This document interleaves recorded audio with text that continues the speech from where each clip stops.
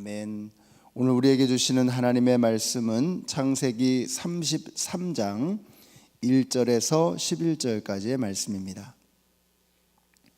1절에서부터 11절까지의 말씀 교독하시겠습니다.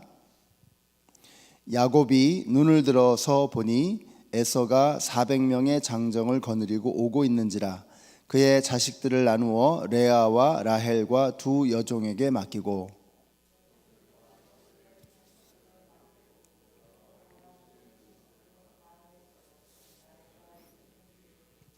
자기는 그들 앞에서 나아가되 몸을 7번 땅에 굽히며 그의 형 에서에게 가까이 가니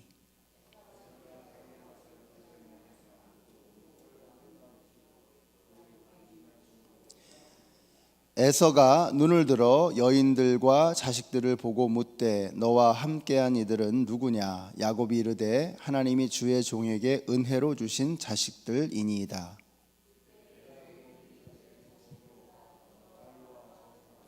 레아도 그의 자식들과 더불어 나와 절하고 그 후에 요셉이 라헬과 더불어 나와 절하니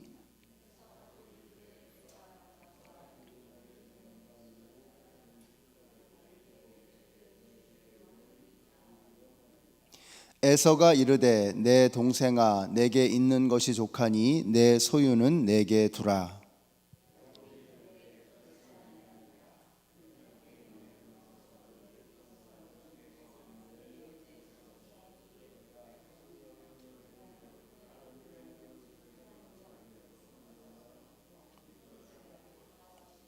함께 읽습니다. 하나님이 내게 은혜를 베푸셨고 내 소유도 족하오니 청하건대 내가 형님께 드리는 예물을 받으소서 하고 그에게 강권하매. 아멘. 사람마다 출발점이 참 다릅니다. 그래서 인생의 방향이 어디로 향하는지가 참 중요합니다. 점점 좋아지는 사람이 있는가 하면 점점 안 좋은 쪽으로 가는 사람도 있습니다. 야곱은 출발이 그렇게 썩 훌륭하지는 못했습니다. 태어날 때부터 발뒤꿈치를 잡은 자라고 해서 이게 야곱 이 발뒤꿈치를 잡았다라고 하는 이 말은 이 씨름판에서 사용하는 언어입니다. 용어입니다. 그래서 반칙을 썼다 이런 뜻이죠. 반칙. 그러니까 반칙왕이다. 그러니까 야곱이라는 이름 자체가 반칙왕이다 이런 뜻입니다. 근데 그러다가 광야에서 천사들이 오르락내리락 하는 사닥다리를 보았고요. 그곳의 이름을 베델이라고 짓습니다.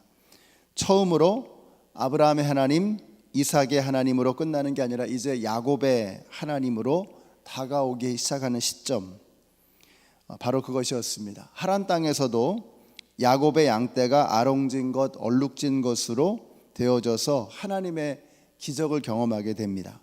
하란에서 가나안으로 돌아올 때는 길에서 이 마하나임을 만나죠. 이 마하나임이라고 하면 두 가지 뜻을 갖는데요. 하나님의 군대다 이런 뜻도 있고 두 개의 떼다 이런 뜻입니다. 그러니까 자기 혼자 가고 있는 줄 알았죠. 그런데 두 떼인 겁니다. 하나님의 떼가 함께 하고 있다. 하나님의 군대가 함께 하고 있다라고 하는 메시지를 본 거죠. 광야에서도 마찬가지였습니다. 자기 혼자 가는 줄 알았어요. 근데 보니까 사닥다리가 오르락내리락하는 그 위에 하나님이 계시는 거죠. 그러니까 야곱은 이런 영적인 체험들을 하면서 혼자가 아니라 하나님이 함께 하시고 계시는구나 하는 것을 경험하기 시작합니다. 그러니까 야곱이라고 하는 철저하게 세속적이고 자기중심적인 현세적인 사람이 자꾸만 영적인 체험을 하면서 하나님이 함께하고 계시는 것을 그가 경험하게 되는 것입니다. 자, 오늘 본문에서도 야곱이 혼자인 줄 알았습니다. 그래서 다 가족들 보내고 앞에는 종으로 또 뒤에는 자기 아내 레아와 라헬로 이렇게 진을 짜고 먼저 보냈죠. 그리고 이제 야복 강가에 혼자 남아 있었던 바로 그 사건이 어제 본문에 나오는 말씀입니다. 그 야복 강가에서도 하나님과 씨름을 하죠. 여기서 이제 새로운 이름을 갖게 됩니다. 그래서 어제 본문에서도 여러분이 보신 것처럼 이제 야곱이라고 하는 불명예스러운 이름, 그러니까 이게 지렁이 같은 야곱이라고도 하고, 나중에 보면 이것이 씨름판 용어처럼 반치광, 이렇게 발뒤꿈치를 잡았다 하는 이제 이런 이름을 가지고 있다가 이제 이스라엘이라고 하는 이름을 갖게 되는 거죠. 이 이스라엘이라고 하는 뜻에 대해서는 학자들마다 의견이 참 분분합니다. 아랍어의 어원을 따라서는 하나님께서 치유하신다 이런 해석을 하는 사람도 있고, 하나님이 심판하신다 하는 해석, 하나님이 다스리신다 혹은 하나님이 싸우신다, 그야말로 다양한 해석을 가지고 있습니다.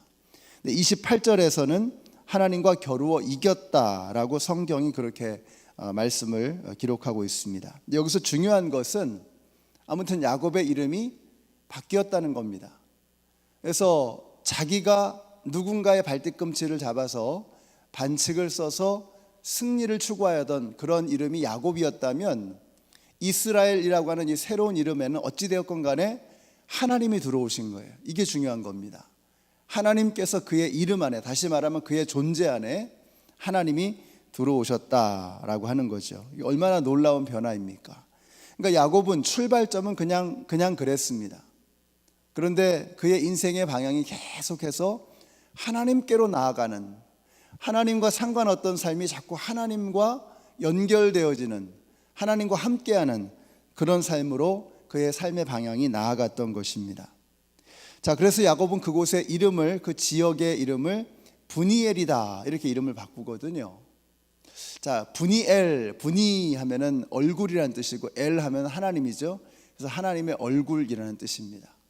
그러니까 그 지명이 가지고 있는 의미 자체가 하나님의 얼굴을 봤다는 거예요. 그러니까 이 야곱의 삶 속에 이제는 하나님을 얼굴과 얼굴을 맞대며 대면하는 그런 놀라운 영적인 체험을 그가 하게 되었던 것입니다.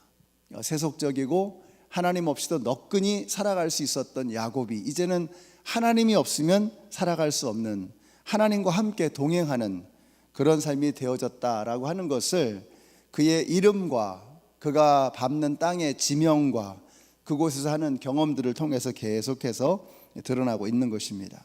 자, 오늘 말씀은 드디어 야곱이 형 에서와 다시 조우하는 그런 말씀입니다. 무려 20년 만의 일입니다. 그 20년 동안 야곱에게 정말로 많은 영적인 사건들이 있었던 것이죠. 야곱은 걱정이 참 많습니다. 그래서 가장 앞에는 비라와 실바의 자녀들을, 그 다음에는 레아의 자녀들을, 그리고 그 맨 뒤에는 가장 안전한 곳에 라헬과 요셉을 배치를 했습니다. 그런데 에서가 400여 명의 장정들을 이끌고 달려오죠. 일촉즉발의 상황입니다. 자, 그런데 뜻밖의 일이 벌어집니다. 어떻게 되죠? 정작 야곱과 에서가 만나게 되었을 때에 둘은 서로 끌어안고 입을 맞추고 서로 우는 것입니다. 자, 그러면서 에서와 야곱의 가족들이 서로 인사를 하는 장면이 바로 33장의 말씀이죠. 자, 어떻게 이런 일이 있을 수 있었을까? 에서는 잘 모르겠습니다. 그러나 분명한 것은 야곱이 확실히 변했다는 것입니다. 야곱은 철저하게 자기중심적이고 철저하게 현세적인 사람이었습니다. 그러나 그동안 그는 하나님을 깊이 체험하면서 영적인 세계를 목격합니다. 그리고 깨닫는 것입니다. 하나님의 은혜가 아니면 내가 여기까지 올 수 없었다라고 하는 것입니다. 그래서 오늘 본문에 보시면 은혜라고 하는 표현이 굉장히 많이 나오고 있습니다. 예전에 야곱의 삶에 은혜라는 건 없었습니다. 내가 내 능력으로, 내 공로로, 내 실력으로 사는 거지, 하나님의 공짜 사랑, 은혜라고 하는 말이 야곱에게는 참 어울리지 않았습니다. 그런데 야곱은 오늘 본문에서도 5번씩이나 은혜를 이야기하고 있습니다. 5절에 보시면 자식들을 보면서 하나님이 은혜로 주신 자식들이다 이렇게 고백을 합니다. 8절에서도 형에게 은혜를 입어야 한다라고 표현을 하고 있어요. 10절에 보시면 야곱이 가로되 그렇지 아니하니이다, 형님께 은혜를 입으려 한다라고 말합니다. 11절에서도 하나님이 내게 은혜를 베푸셨다. 15절에서도 내 주께 은혜를 얻게 하소서. 하여튼 입에서 은혜라고 하는 단어가 계속해서 누구를 보든지 간에, 자식을 봐도 형을 봐도 하나님을 생각해도 은혜라는 것입니다. 그러니까 20년 만에 도대체 야곱에게 무슨 일이 일어났길래 그는 그의 입에서 은혜가 줄줄줄 흘러나오는가? 하나님을 만난 것입니다. 하나님을 경험한 것입니다. 하란 땅으로 가기 전에는 야곱의 입에서는 한 번도 나와 본 적이 없는 표현, 은혜라고 하는 말이 흘러나오고 있는 것입니다. 여러분, 교만한 사람의 입에서는 은혜라는 말이 나올 자리가 없습니다.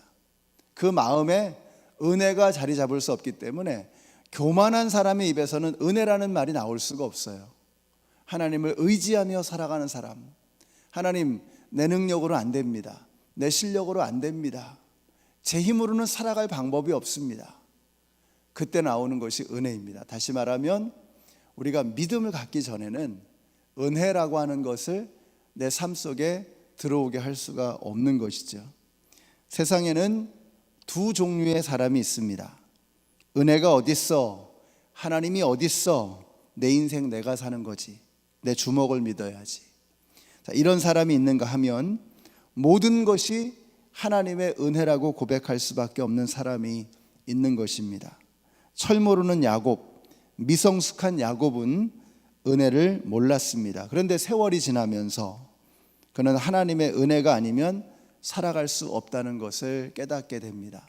이전에 비해서 훨씬 더 많은 재물을 가졌고, 훨씬 더 많은 식솔들을 거느렸고, 훨씬 더 많은 경험을 하고, 이제는 산전수전 다 겪고 이 땅을 자기 힘으로 너끈히 살아갈 수 있는 사람이 되었습니다, 야곱이. 그런데 그는 이전과는 다르게 이제 자기의 입술에서 은혜, 하나님의 사랑, 하나님의 은혜라고 하는 말이 계속해서 흘러나오고 있는 것입니다. 세월이 지나면서 그는 하나님의 은혜가 아니면 살 수 없는 사람이 되어져 버린 것입니다. 저는 우리 성도님들이 자기의 힘으로 살아가려고 몸부림치는 그런 헛된 삶을 멈추고 이제 하나님의 은혜에 힘입어 살아가는 우리 성도님들이 되시기를 바랍니다. 오늘 기도하실 때 하나님의 은혜를 좀 생각하세요. 우리 힘으로 할 수 없는, 내 힘으로 살아갈 수 없는, 지금까지 우리 젊은 시절에 철 모를 때는 젊은 야곱처럼 내가 사는 줄 알았죠. 내 힘으로 사는 줄 알았죠. 근데 세월이 지나면서 자꾸 느껴지는 게, 이게 내 힘으로 되는 게 아니구나. 우리 자녀도 내가 키우는 게 아니구나. 하나님이 은혜로 지켜주셨구나. 우리 교회도 지난 55년 동안 이게 우리가 열심히 해서, 물론 열심히 하고 열심히 섬기고 했던 수많은 헌신적인 믿음의 선배님들이 계셨습니다. 그러나 그 위에 하나님의 은혜가 아니었다면 우리가 이렇게까지 여기까지 올 수 없었던 것이죠. 이 땅에 얼마나 많은 교회들이 있습니까? 그런데 이렇게 하나님의 한결같은 은혜 가운데 있는 교회가 그렇게 많지 않죠. 이 모든 것을 돌아볼 때 주님, 이건 저희의 실력이나 저희의 헌신이나 저희의 능력이 아닙니다. 하나님의 은혜라고 밖에는 고백할 수 없습니다 라는 이런 깨달음이 저와 여러분에게 있게 되시기를 바랍니다. 여러분, 한 분 한 분의 삶을 생각할 때 우리가 얼마나 하나님의 은혜에 빚진 자들이겠습니까? 오늘은 하나님의 은혜로 살아가시는 여러분들이 되시기를 바랍니다. 하나님의 은혜를 한껏 누리시고 깊이 감사하시는 오늘 저와 여러분이 되시기를 우리 예수님의 이름으로 축원합니다.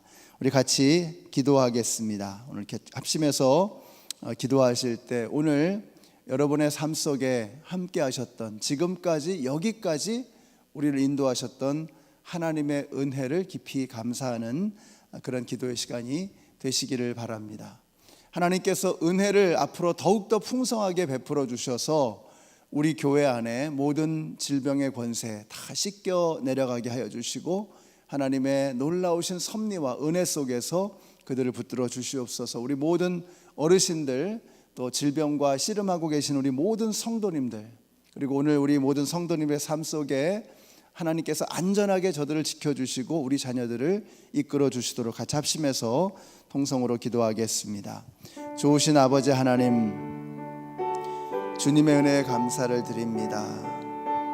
하나님께서 저희들에게 베풀어 주신 은혜로 저희들이 여기까지 왔음을 믿음으로 고백합니다. 철 모르는 야곱, 하나님이 없었던 야곱의 삶 속에 이제는 하나님이 함께 하십니다.